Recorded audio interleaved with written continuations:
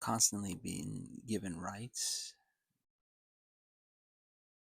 makes freedom an undefined quality. I think that's what I learned over time, over the impending ruminations of life. And it's a frightening thing, terrifying thing. Kind of like living in a horror movie, in a way. Before social media, after social media, living up in the 90s, in every generational tide, there's this sensational sort of device of like, hey, we're here to promote and bring everything up. But in reality, the people that are promoted and given everything all together, it's like searching up, like, hey, can you live off of minimum wage, giving, in an apartment, in a home, anything like that? No, you can't. Throughout any state, no, impossible. Got it. There's credence to the fact of people having to move out on their own at a certain age and dubiously wanting to not live off of the state and everything like that. So,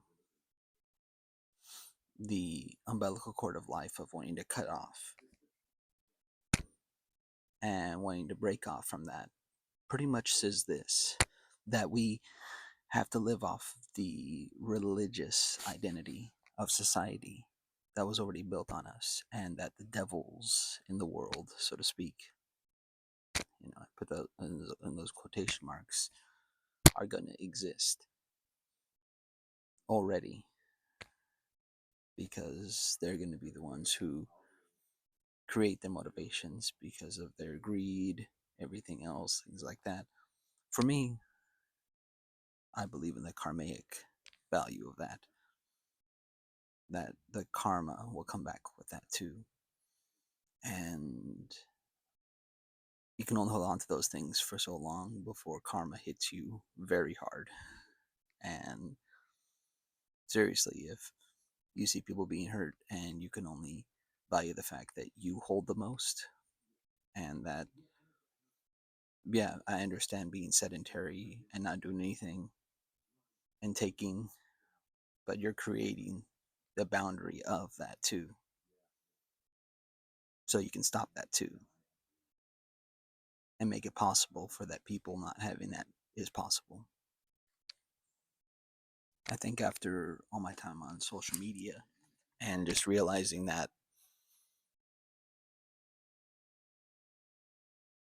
I saw that, you know, I did Pink Cloud Radio, I did my graduation, I did everything else from 2012 to now.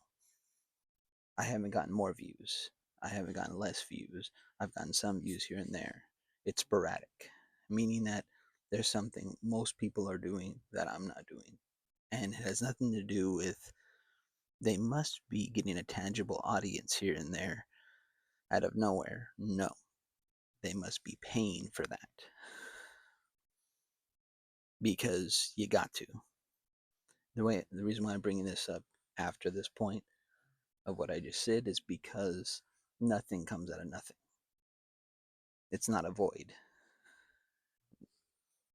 Obviously, it would have been better to come up into the audience right when YouTube started, right when all these social media platforms maybe started, but that would have been more of a creation story at the start of them. So, yeah.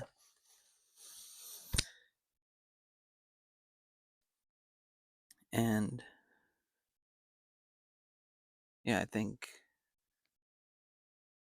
just looking at it, I enjoyed every single thing that I made on its own, not necessarily that I have to get an audience for it. So it's just beautiful to make it, not necessarily that I get an audience for it. So I think that's the beautiful art of creation, not the audience, not the platform, even, but that even the meaning behind it, the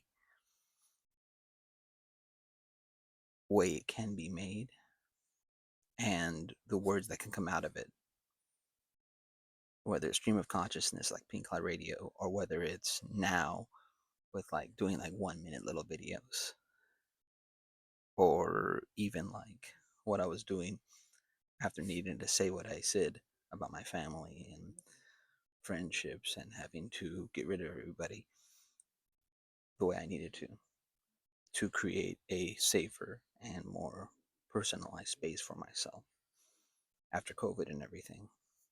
It's needed. And all those are beautiful things to have. And maybe it resonates for some and doesn't resonate for a lot. Or maybe a lot of people don't want to talk about those things, too personal. But to me, life online is a journal. And a lot of people don't want to talk about their journal. It's left on the page, in the mind, in the heart. But to me, this is a life that we have together. And no matter how much backstabbing occurs, the positivity still stands in my life.